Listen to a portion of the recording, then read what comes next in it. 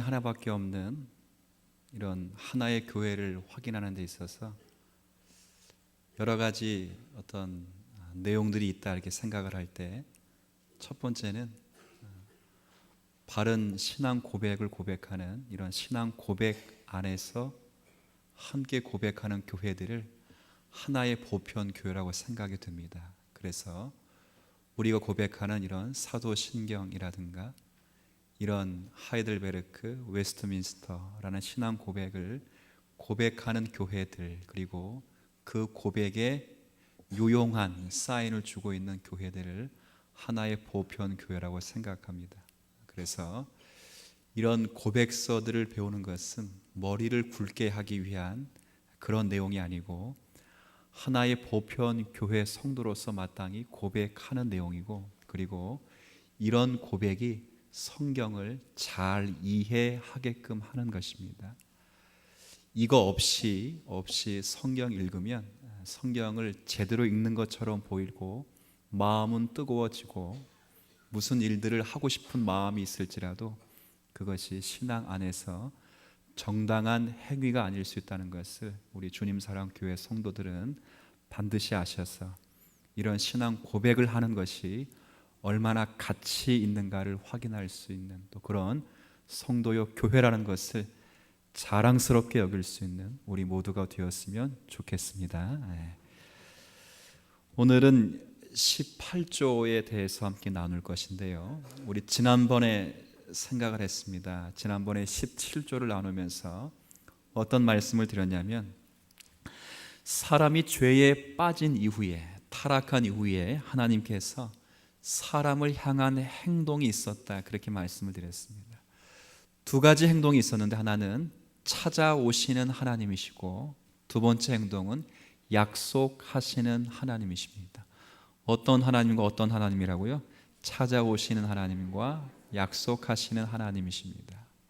그러니까 사람이 범죄한 이후에 사람을 향하여 갖는 하나님의 행동은 두 가지입니다. 찾아오시는 것과 약속하시는 것입니다.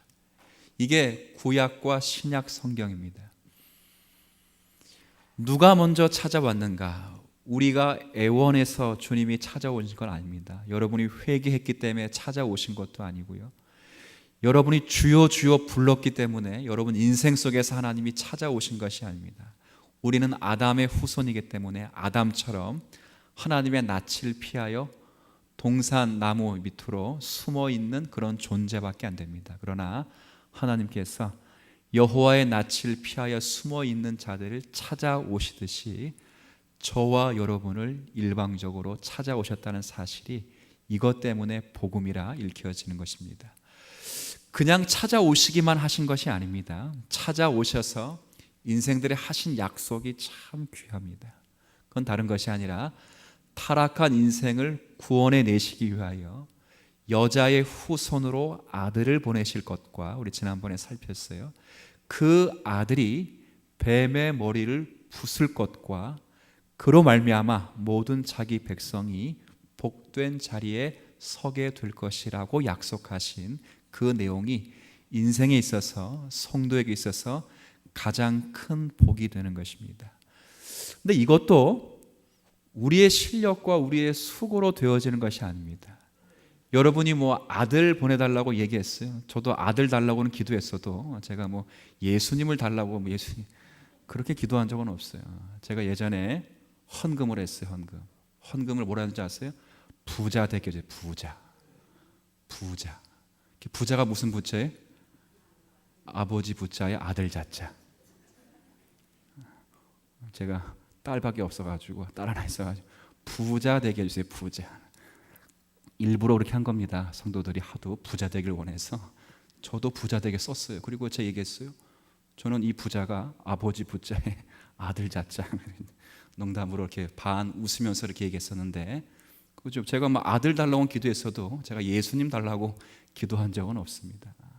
그런데 그 예수님이 이 땅 가운데 우리를 위하여 나시고 여자의 후손으로 율법에 매이시고 직접 율법을 완성하시고 뱀의 머리를, 사단의 머리를 부수시고 그로 말미암아 자기 백성에게 영원한 복락을 허락하신 것, 이것이 우리가 누릴 수 있는 영원한 축복입니다. 맞습니까?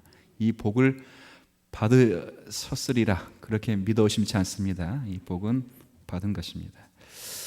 자, 그럴 때 찾아오시는 하나님, 그리고 약속하신 하나님, 그러면서 인간에게 타락한 인생에 찾아오시는 그 하나님의 절정이 어디에 있는가? 오늘 18조의 내용은 그겁니다. 그 절정은 다른 것에 있는 것이 아니라 하나님의 아들이 이 땅에 오시는, 말씀이 육신이 되었다. 도성인시, 인신이죠. 말씀 도자에 이룰 성자, 사람 인자의 몸신, 말씀이 육신이 되었다. 바로 여기에 찾아오신 하나님의 절정의 순간이 있다. 그렇게 우리는 신앙을 받아들입니다. 바꿔 말하면 지금은 도성인신이라는 말은 안 쓰죠. 지금은 성육신, 한번 따라해 볼까요? 성육신. 근데 이제 이걸 이렇게 이해하시는 분이 계세요. 성육신, 그러니까 나는 그냥 육신이고 예수님은 성육신이니까 거룩한 육신, 이렇게 생각한다고. 그게 아니고 이때 성자는 거룩할 성자가 아니라 무슨 성자일까요? 이룰 성자, 육신을 이루셨다, 사람이 되셨다, 그런 뜻이에요. 예수님과 예수님의 살과 내 살이 차이가 있을까요, 없을까요? 없어요. 예수님의 살이나 내 살이나 그 살이 그 살이에요. 다 자르면 예수님도 A, B, C, 근데 또 무슨 형이 있어요? C는 없지 참. A, B, O, 뭐 그런 것 중에 하나요. 예수님 뭐 Z형이라 그런 거 없어요. 예수님도 저랑 비슷한 피 중에 하나죠. 거룩한 육신 됐다 이런 뜻이 아니고 육신을 입으셨다. 말씀이 육신이 됐다. 근데 성자는 거룩할 성자가 아니고 이룰 성자, 육신이 되셨다. 그게 찾아오신 하나님의 절정의 순간이다. 성경은 그렇게 우리에게 알려주고 있습니다. 그래서 오늘 18조의 내용들을 이렇게 6문단으로 제가 나눠놨어요. 6문단. 한 문단씩 읽고 잠깐 설명하고 또 이렇게 또 성경 구절 몇 구절씩 읽어가면 이해가 좀 될 것 같아요. 첫 번째 문단, 그러므로 고백합니다. 첫 번째 문단만 함께 읽습니다. 그러므로 우리는 하나님께서 당신의 거룩한 선지자들의 입을 통하여 조상들에게 하신 그 약속을 성취하시기 위해서 당신께서 정하신 때에 독생자이시고 영원하신 아들을 세상에 보내셨는데 그 아들은 종의 형체를 취하시고 사람의 모양으로 태어나셨다고 고백합니다. 자, 앞에 접속사가 그러므로, 그러니까 이 말은 17조와 연결되어 있다는 거예요. 17조가 뭐냐? 찾아오신 하나님, 바로 타락한 인생을 위하여 오시는 그 여자의 후손으로 오시는 그 아들이 오시면 그 아들이 뱀의 후손의 머리를 상하게 할 것이요 자기 백성을 복되게 하실 것이라는 그 약속이 자, 우리는 그 약속이 하나님께서 당신의 거룩한 선지자, 이 말은 구약입니까 신약입니까? 그죠? 하나님께 당신의 거룩하신 선지자들의 입을 통하여 조상들에게 하신 그 약속. 그러면 구약의 신약이 구약이죠.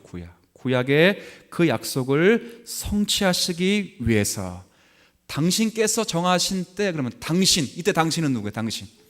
그렇죠. 하나님께서 정하신 그 때에, 오늘 읽은 갈라디아 4장 4, 5절이 바로 하나님이 정하신 때였대. 자, 보시겠어요? 때가 참에. 자, 이때는 누가 정하신 때라고요? 하나님이 정하신 그때, 그 약속을 이루시는 그때. 근데 이 말씀은 사실 3장 후반부터 쭉 이어지는 말씀입니다. 자, 3장 23절 말씀 좀 보시죠. 3장 23절에 여기 두 때가 나와 있어요. 두 때. 3장 23절에 보면 믿음이 오기 전에. 자, 확인했어요. 믿음이 오기 전에. 자, 25절에는 믿음이 온 후. 그럼 두 때. 어느 때와 어느 때가 있죠? 믿음이 오기 전 때가 있고 믿음이 온 때가 있어요. 그죠? 자, 이거 이해가 되십니까? 믿음이 오기 전의 때가 있고 믿음이 온 후의 때가 있어요.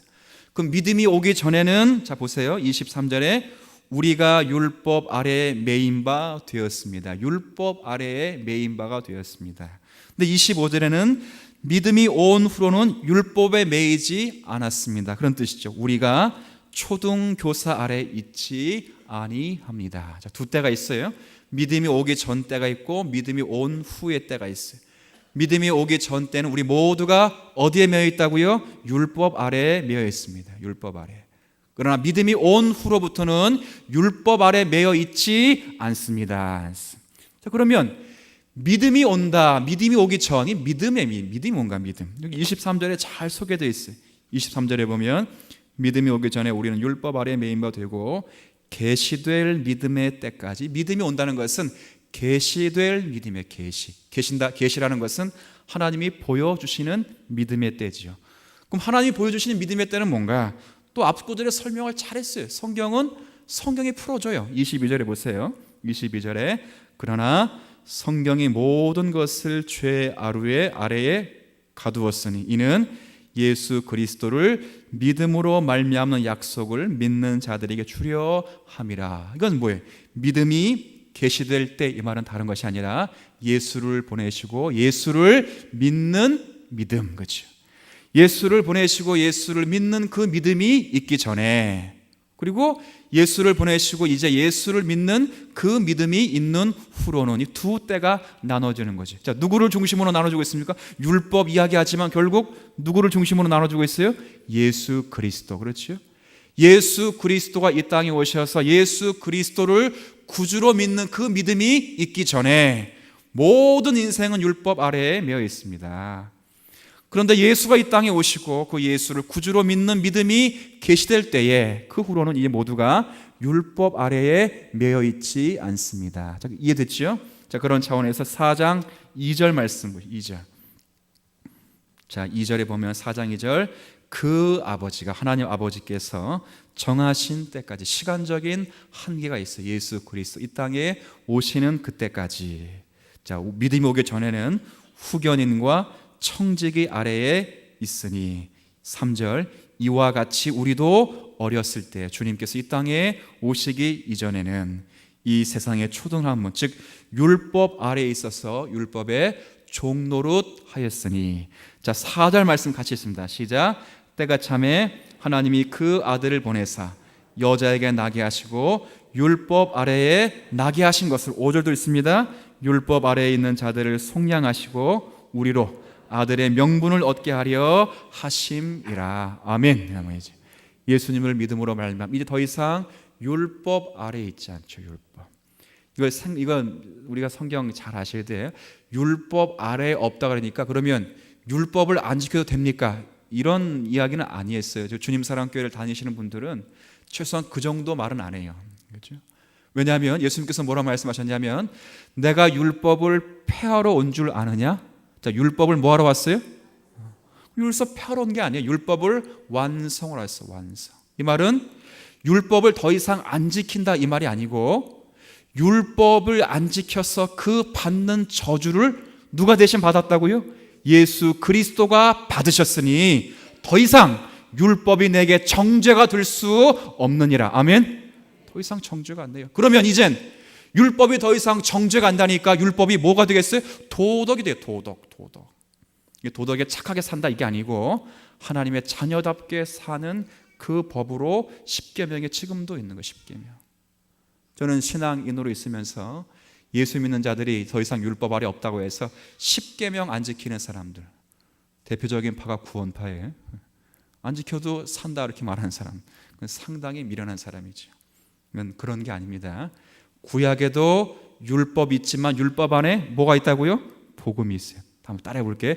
율법 안에 복음이, 복음 안에 아래 율법이, 안에가 아니고 아래. 율법 안에 복음이, 복음 아래 율법이 같이 있어요. 같이. 그래서 구약의 성도들도 율법을 지켜 행함으로 구원받는 게 아니고 율법 안에 감추어진 복음인 예수 그리스도를 믿음으로 구원을 받고. 아멘. 신약의 성도들은 그 율법을 성취하신 예수 그리스도를 믿어 그 예수 그리스도를 예표한 지금의 십계명을 붙잡고 이 땅으로 주님 자녀 노릇하며 살아가는 것. 아멘. 그게 있는 거예요. 신앙은 그렇게 하는 거예요. 그렇게. 너무 천박한 그리스도인이 돼서 예수 천당 불신 쪽 딱 붙잡고 나머지는 전체 밖으로 다 밀어내는 성도가 있다면 바른 신앙의 삶이 무너져요. 삶이. 기독교인들은 바르게 살아야 바르게 살고 정직하게 살아야 돼요. 모두가 아까 그랬죠. 제가 헌연보, 헌상이란 말이 좋은 말이 있는데 경제사회가 모든 재물이 돈으로 대체되는 바람에 용어 자체가 신종어가 교회 가운데 생겼어요. 어떤 용어가 생겼다 그랬어요? 헌금. 그냥 모든 사람이 복을 다 돈으로 맞춰. 돈으로 다 맞잖아요. 그래가지고 마치 복이 흐트러진 것처럼 보이는 이 시대에, 그래서 많이 돈을 못 가지면, 건강이 없으면 믿음이 없고 실력이 없고 그런 것처럼 보이는 이 시대가 되기 때문에 참 어려움이 많죠. 그러나 신앙은 그런 것이 아닙니다. 신앙은 뭔가? 하나님의 거룩한 은혜를 받고 구원을 받은 자가 그 가치가 너무 귀해서 이 땅 가운데 고난이 있든 고난이 없든, 이 땅 가운데 이 땅에 수고된 열매가 있든 없든 간에 주어진 분복을 누리기 위하여 말씀을 함께 따라 살기를 소원하는 성도가 있다면 그가 뭐 받은 사람이라고요? 복 받은 사람. 어려우세요? 그건 복 받은 게 아닌 것 같아요. 그게 복 받은 것이라고 성경이 우리에게 말하고 있는 겁니다. 이런 복을 누리는 성도 되길 진심으로 바랍니다. 이런 복을 누리, 이런 복. 더 이상 말씀 안 드려도 잘 아는 일이잖아요. 자, 그럼 일단 구약에 그러면 어떻게 선지자를 통해서 이런 예언들이 예고되는가 한번 보죠. 다른 거 말씀 많은데 사무엘하 7장 말씀 한번 보시죠. 사무엘하 7장. 제가 읽어둔 이 말씀은 벨즈 신앙고백서를 작성하던 귀도 드 브레가 그 같이 고백하는 분들이 그 말씀을 인용해서 이런 고백들이 나오는 거예요. 그러니까 그 원 성경을 우리가 함께 보는 겁니다. 사무엘하 7장.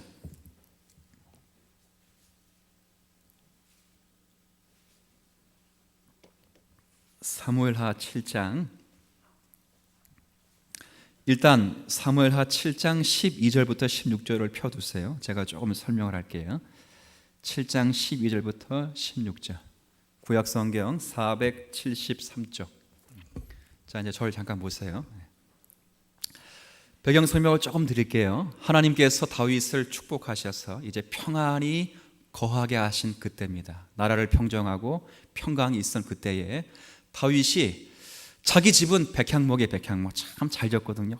왕궁이 얼마나 화려한지 그냥 삐까번쩍한 거죠. 상아, 그냥 이빨로 상아 뼈로 이렇게 아름답게 아주 진귀한 보물로 왕궁을 잘 만들어 놨어요. 근데 유심히 침상에서 이렇게 보니까 하나님의 성막이 그래요.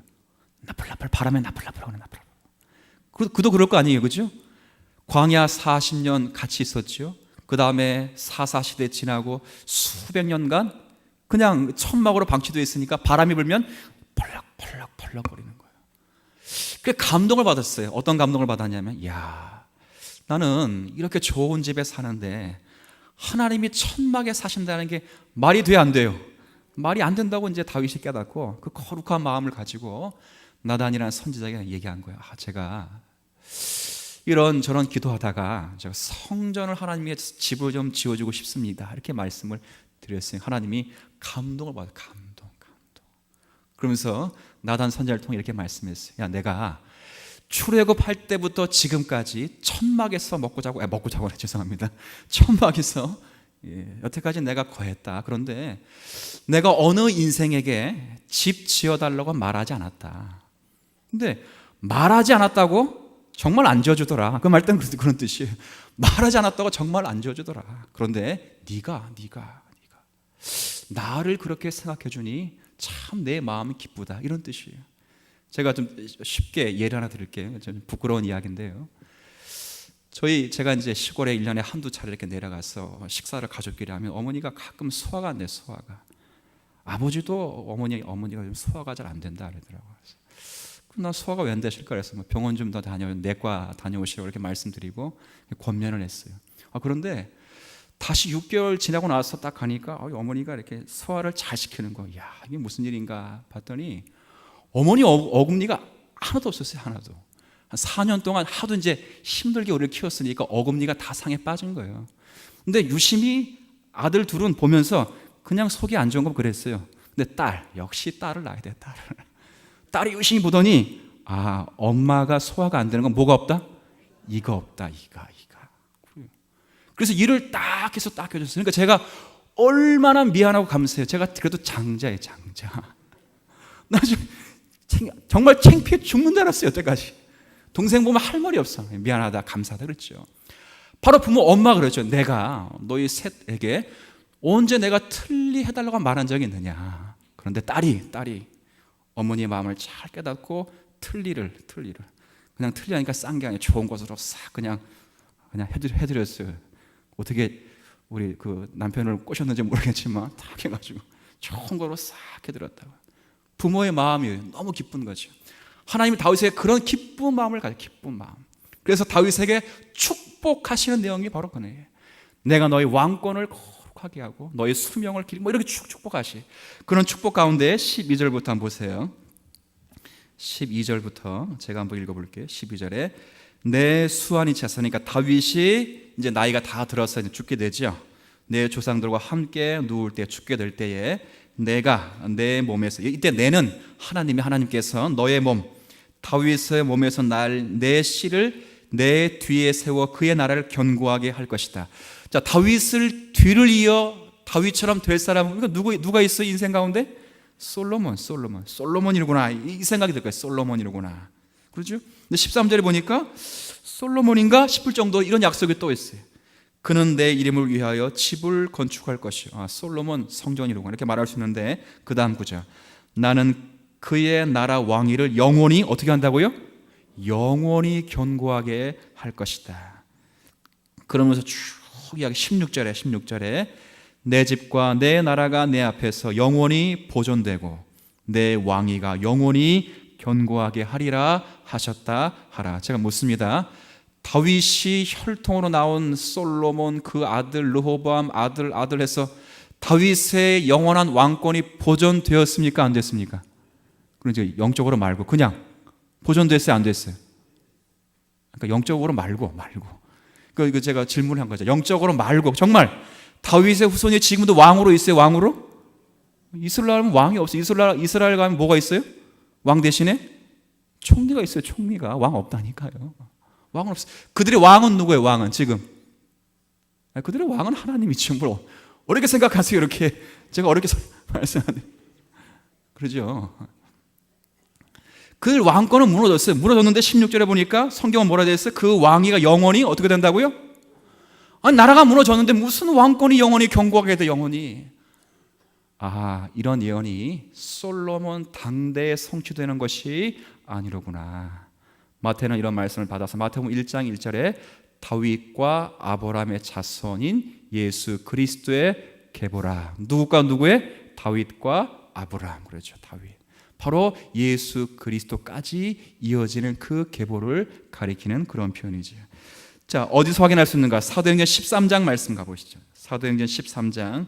자, 그러면 예고된 것을 보면 확인해 보셔야죠. 확인해. 사도 바울의 설교 내용입니다. 사도행전 13장. 제가 이런 구절을 찾은 것이 아니고 벨즈 신앙고백서를 작성하신 분들이 이런 고백하에 그런 고백을, 이런 성경 구절 하에 그런 고백을 한 것이죠. 사도행전 13장 13장에 보면 사도행전 13장 14장은 참고적으로 아세요. 사도 바울의 1차 전도 여행입니다. 13장 14장 그리고 15장부터 18장 중반까지가 2차 전도 여행이고 18장 중반부터가 3차 전도. 그러니까 13장 14장은 사도 바울이 첫 번째 전도 여행을 한 거죠. 어디로 가는가? 안디옥으로 가서 복음을 전하게 됐어요. 안디옥. 근데 안디옥에 가서 복음을 전하면서 구약 전체를 한번 다 훑는 거야. 설교하는데 설교자가 구약 전체를 싹 훑어 싹. 그럼 구약과 누구를 연결시켜주기 위해서 사도 바울이 지금 구약 설교를 하고 있어요? 누구를? 구약을 이야기하는데 구약 이야기하자는 게 아니고 누구 이야기하자는 거예요? 예수 그리스도를 이야기하자는 거예요. 하나님이 선택하셔 자기 백성을 선택하시고 그 선택한 백성을 나그네 된 인생을 굽어 살피사 출애굽시키시고 40년 광야를 끝까지 참아내시는 하나님께서 가나안 땅을 약속하신 그 땅을 주시고 거기에 사사들을 세우시고 어느 때까지? 사무엘 때까지. 사무엘 이후로 사울 왕을 주셨지만 하나님 마음에 합당하지 않은 그를 폐위하시고 그를 대신 위에 다윗 왕을 세우니 내 마음에 합한 자라 그런 칭호를 얻었습니다. 여기까지 말할게요. 그리고 23절 말씀 13장 23절에 보면 자 보세요. 22절부터 이렇게 폐하시고 다윗을 왕으로 세우시고 증언하여 이르시되 내가 이새의 아들 다윗을 만나니 내 마음에 맞는 사람이라 내 뜻을 다 이루려 하시더니 23절 같이 있습니다. 하나님이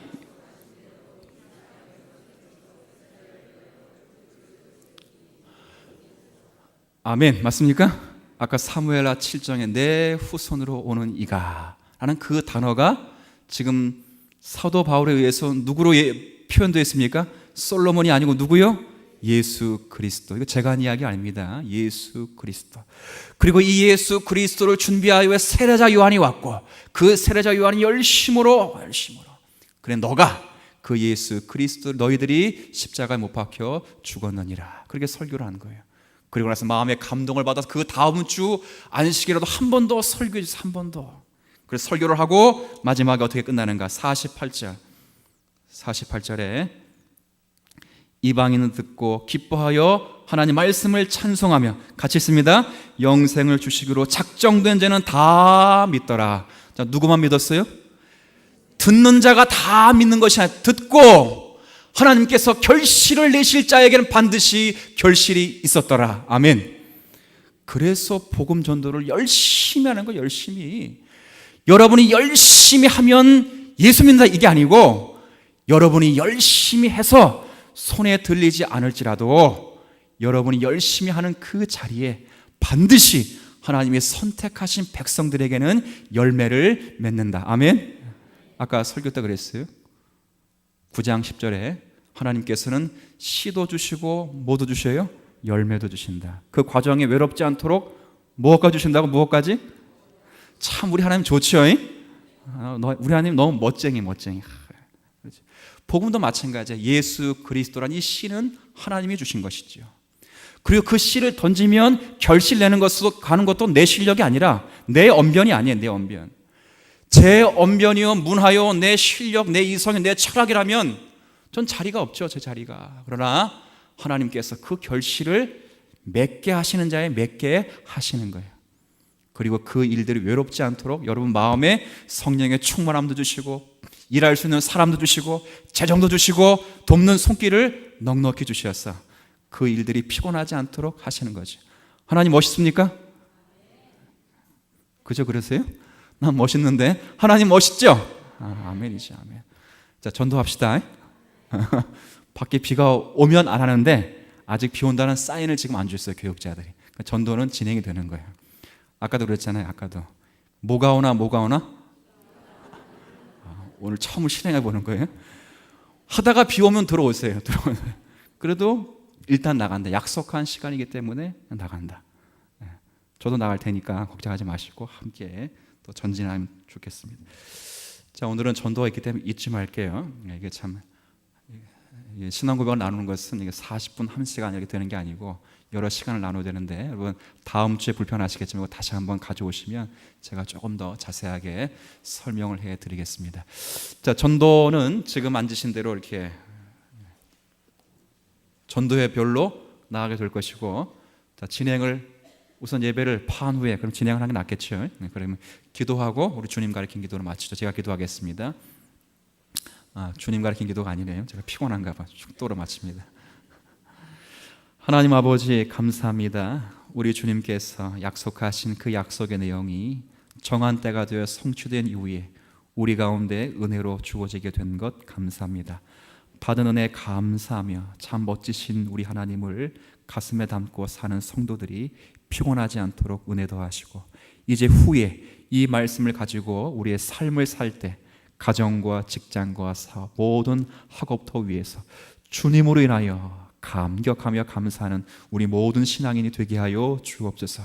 이제 복음의 씨앗을 주셨기 때문에 이 씨앗을 부지런히 뿌리기 위하여 오늘도 전도하게 나갑니다. 주여 힘을 주시고 담대함을 주시고 하나님 안에서 결실을 맛보게 하여 주시고 모든 성도들이 이 일에 피곤하지 않도록 은혜를 더하여 주옵소서. 주 예수 그리스도의 은혜와 아버지 하나님의 크신 사랑과 성령님의 감동하심과 교통하심이 복된 주일을 보내면서 받은 하나님 말씀 안에 한 주간을 믿음으로 승리하기를 소원하는 모든 심령, 가정, 교회 위에 이제로부터 영원까지 항상 함께 하시기를 축원하옵나이다. 아멘.